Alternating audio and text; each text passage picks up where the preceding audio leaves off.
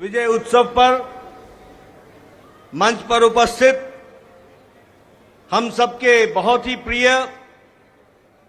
और देश के यशस्वी प्रधानमंत्री सम्माननीय श्री नरेंद्र मोदी जी, हमारे रक्षा मंत्री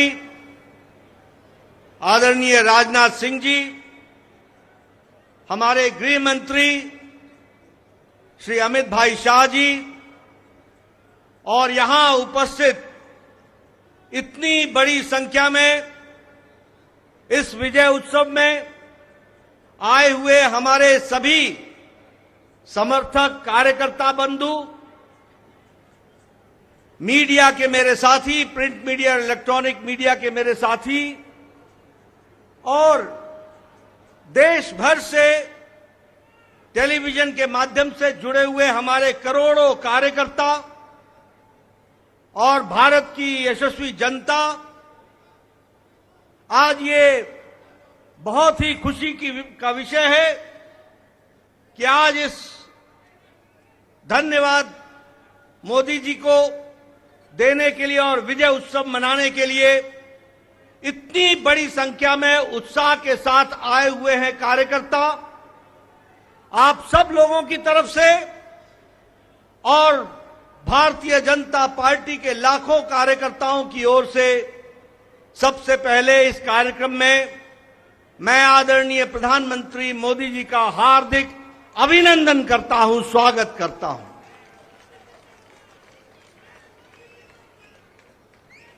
हमें सबको स्मरण है कि चाहे चुनाव की बेला हो, चाहे देश को नेतृत्व करने की बात हो और देश को समस्याओं से निकालने का, अब जिसे हम कहते हैं कि आपदा को अवसर में बदलने में आदरणीय प्रधानमंत्री मोदी जी ने हमेशा देश को, पार्टी को, देश की जनता को फ्रंट से लीड किया है। ऐसे हमारे यशस्वी प्रधानमंत्री जी का मैं अभिनंदन करता हूं, स्वागत करता हूं। मैं आज सभी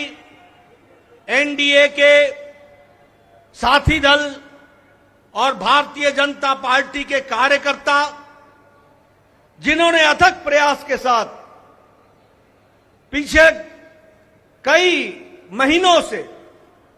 अथक प्रयास किया और एनडीए को जो जीत दिलाई है, उसके लिए मैं साथी दलों का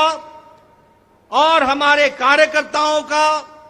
और साथी दलों के कार्यकर्ताओं का भी हार्दिक धन्यवाद देता हूं और उनका भी मैं अभिनंदन करता हूं।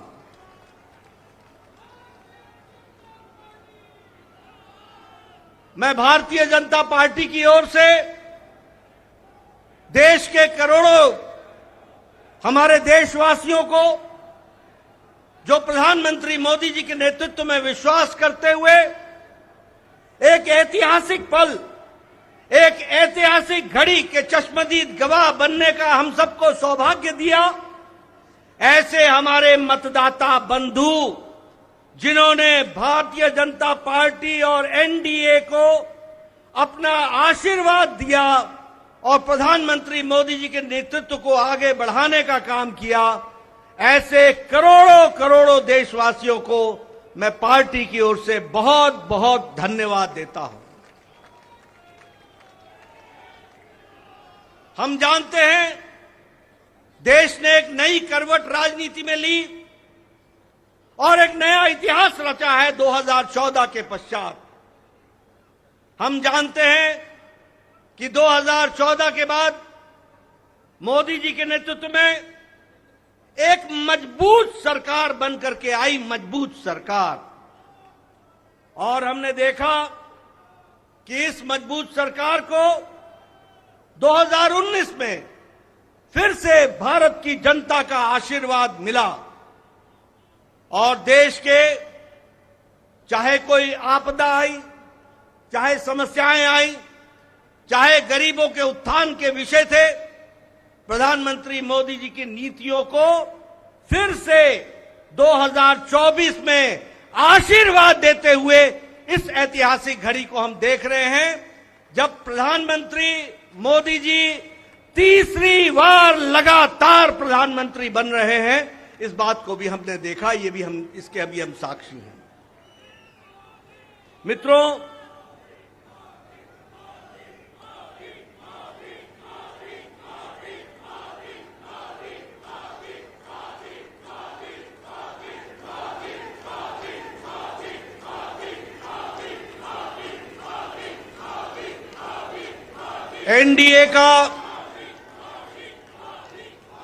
एनडीए का गठन के पश्चात ये कोई भी गठबंधन पहली बार भारत के राजनीति में तीसरी बार लगातार प्रधानमंत्री मोदी जी के नेतृत्व में सरकार बनाने जा रही है। और हम सब लोग खुशनसीब हैं कि हम उस ऐतिहासिक घड़ी के पल के चश्मदीद गवाह भी होंगे और साथ ही साथ उस पल को हम सब लोगों को देखने का सौभाग्य मिल रहा है। मैं यहां यह भी बताना चाहता हूं कि जो लोग देश हित के लिए काम करते हैं उन्हें चुनौतियां भी आती हैं और उन चुनौतियों को बखूबी लड़ करके देश प्रथम, देश को आगे बढ़ाना है, देश को आगे ले जाना है, इस कार्य के लिए आगे बढ़ते हैं। लेकिन कुछ लोग जिनके लिए खुद का स्वार्थ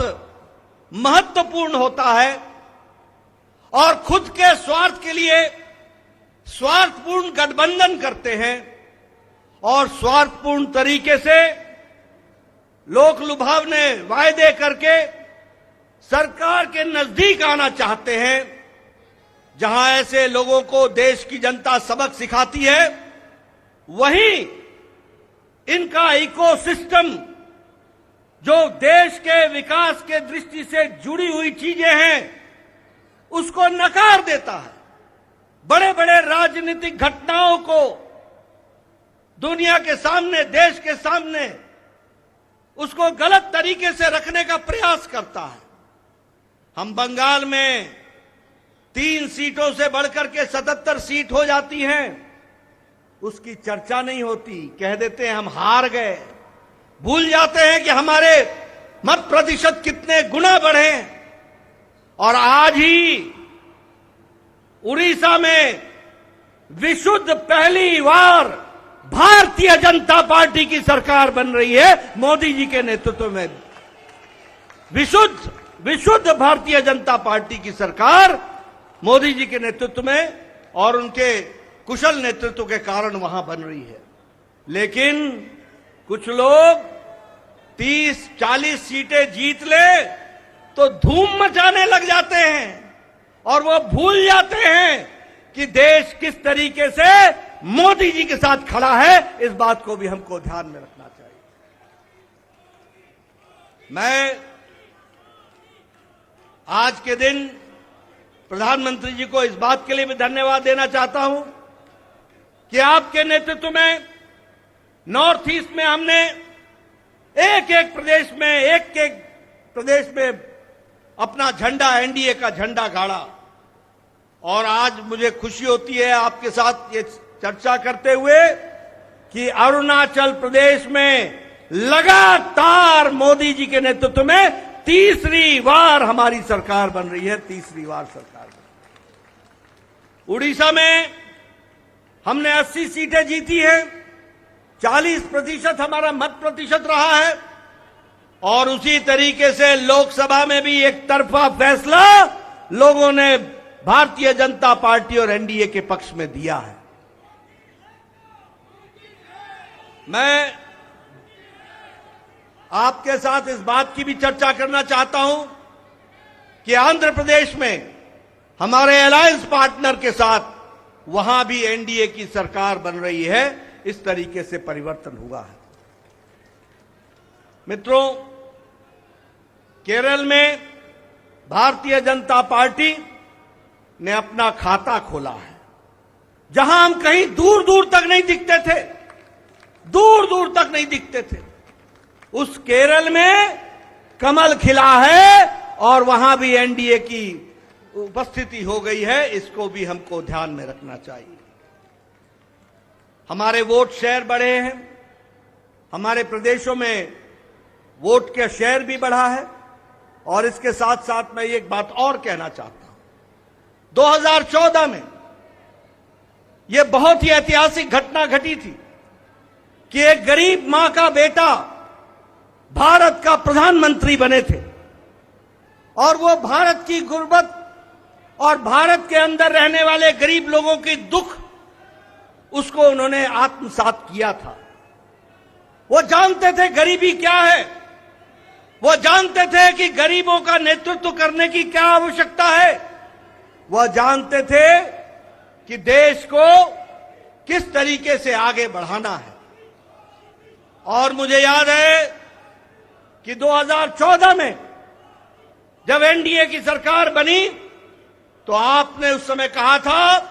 मेरी सरकार गांव को, गरीब को, वंचित को, पीड़ित को, शोषित को, दलित को, महिला को, युवा को, किसान को समर्पित रहेगी और उनके विकास के लिए हम काम करेंगे। आज हम गौरव के साथ कह सकते हैं कि आज आयुष्मान भारत में 50 करोड़ लोगों को दुनिया का सबसे बड़ा हेल्थ कवरेज मिल रहा है और उनकी चिंता हुई है तो आदरणीय प्रधानमंत्री मोदी जी के नेतृत्व में हुई है। और आगे 30 में इस देश का कोई भी नागरिक जो 70 साल से ऊपर का होगा उसको भी आयुष्मान भारत का कार्यक्रम से जोड़ा जाएगा। इस बात को हमको ध्यान रखना। उसी तरीके से चाहे बहनों को गैस का चूल्हा पहुंचाना हो, गैस का सिलेंडर पहुंचाना हो, हर घर नल, हर घर जल,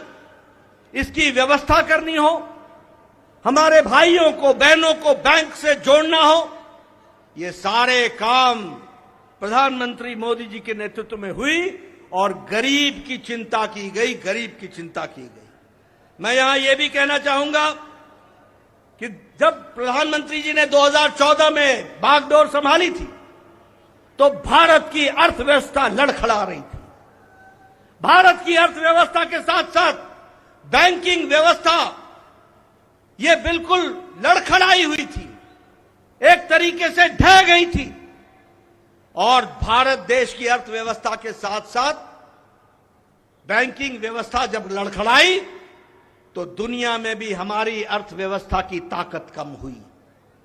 लेकिन प्रधानमंत्री मोदी जी के नेतृत्व में बैंकिंग व्यवस्था को मजबूती दी गई, अर्थव्यवस्था को मजबूती दी गई और बैंकिंग व्यवस्था के बारे में दुनिया ने भी सराहा कि आज भारत एक मजबूत बैंकिंग सिस्टम के साथ खड़ा है। और सबसे बड़ी बात यह है कि 2014 में हम 11वें नंबर की अर्थव्यवस्था थे, 11वें नंबर की। आज हम मोदी जी के नेतृत्व में सुदृढ़ तरीके से 5वें नंबर की अर्थव्यवस्था है और मोदी 30 में तीसरी बार प्रधानमंत्री बन रहे हैं। भारत की अर्थव्यवस्था तीसरे नंबर की होने जा रही है, इसको भी हमको ध्यान में रखना चाहिए। प्रधानमंत्री मोदी जी के नेतृत्व में गांवों को मजबूती मिली, गरीबों को ताकत मिली, दलितों को सम्मान मिला, युवाओं की आशाएं और आकांक्षाओं को पूरा किया, महिलाओं को सम्मान दिया और किसानों को मुख्य धारा में लाने का काम किया और वंचित पीड़ित लोगों को विश्वास के साथ आगे बढ़ाने का काम किया। यह 10 साल का परिवर्तन हम सब लोगों को देखने को मिला है। मैं यहां यह भी कहना चाहता हूं कि विपक्ष नकारात्मक सोच, नेगेटिव सोच के साथ काम करता रहा। कोई भी सकारात्मक 10 साल में कोई भी सकारात्मक योगदान विपक्ष का नहीं रहा है। और मैं तो यह भी कहूंगा कि अभी भी उनको गुमान है, अभिमान है कि देश में एक ही परिवार राज करने लायक है। यानी रस्सी आपने बारंबार जलाई, रस्सी जल गई पर बल नहीं गया, इस तरीके का इनका व्यवहार रहा है। मैं यहां यह भी कहना चाहता हूं, चुनाव के दौरान इन्होंने झूठ फैलाया, इन्होंने फेक वीडियोस निकाले जनता को बरगलाने का काम किया, गुमराह करने का काम किया, जनता को एक तरीके से झूठ बोल करके वास्तविकता से दूर रखने में कोई कसर नहीं छोड़ी। और सबसे बड़ी बात यह है कि इन्होंने चुनाव में प्रजातांत्रिक मर्यादाओं को भी ताक पर रखा। प्रधानमंत्री मोदी जी के लिए अपशब्द कहे, गालियां दी, एक बार नहीं अनेकों बार। ये विपक्ष का बौखलाहट बोलता है, ये विपक्ष की खिसियाहट बोलती है, ये विपक्ष का बारंबार हार देखने के कारण ये नतीजा हम सबको देखने को मिलता है। और ये अवसरवादी गठबंधन यह जिस तरीके से काम करता रहा है, लोगों ने इसको बारंबार खारिज किया है और 2024 में भी इनको खारिज किया, यह भी हम सबको मालूम है। ये तीसरी बार हार का सामना कर रहे हैं और उसके कारण ये बौखला गए हैं। मेरी इनको सलाह है कि आप अब अपना आत्मनिरीक्षण कीजिए, सेल्फ इंट्रोस्पेक्शन कीजिए। समय आ गया है कि बारंबार आपको भारत की जनता क्यों आपको गिरा रही है, क्यों आपका साथ नहीं दे रही है, इसका आपको इंट्रोस्पेक्शन करने की आवश्यकता है। और मैं यहां यह भी बताना चाहूंगा कि गठबंधन एनडीए का मजबूती से मोदी जी के नेतृत्व में देश का नेतृत्व करते हुए आगे बढ़ेगा और देश को आगे ले जाएगा, इस बात का हम सबको विश्वास है। मैं यहां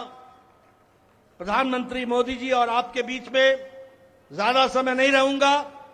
लेकिन प्रधानमंत्री जी आपको मैं विश्वास दिलाना चाहता हूं कि एनडीए का एक एक कार्यकर्ता, हमारी पार्टी का एक एक कार्यकर्ता,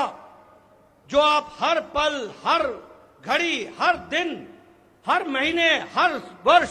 पूरी ताकत के साथ देश की सेवा में जुटे हैं, मैं आपको विश्वास दिलाता हूं कि आपके नेतृत्व में एनडीए का एक एक कार्यकर्ता भारत को सामर्थ्यवान बनाने के लिए, सक्षम बनाने के लिए, आत्मनिर्भर बनाने के लिए, समृद्ध बनाने के लिए कोई कसर नहीं छोड़ेगा। और आपके नेतृत्व में उसको हम सपना को पूरा करेंगे और हम विकसित भारत की ओर आगे बढ़ेंगे। मैं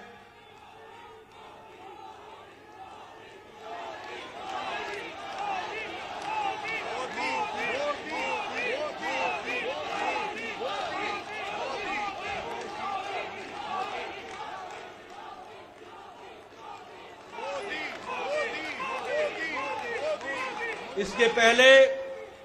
कि आदरणीय प्रधानमंत्री जी का हम सबको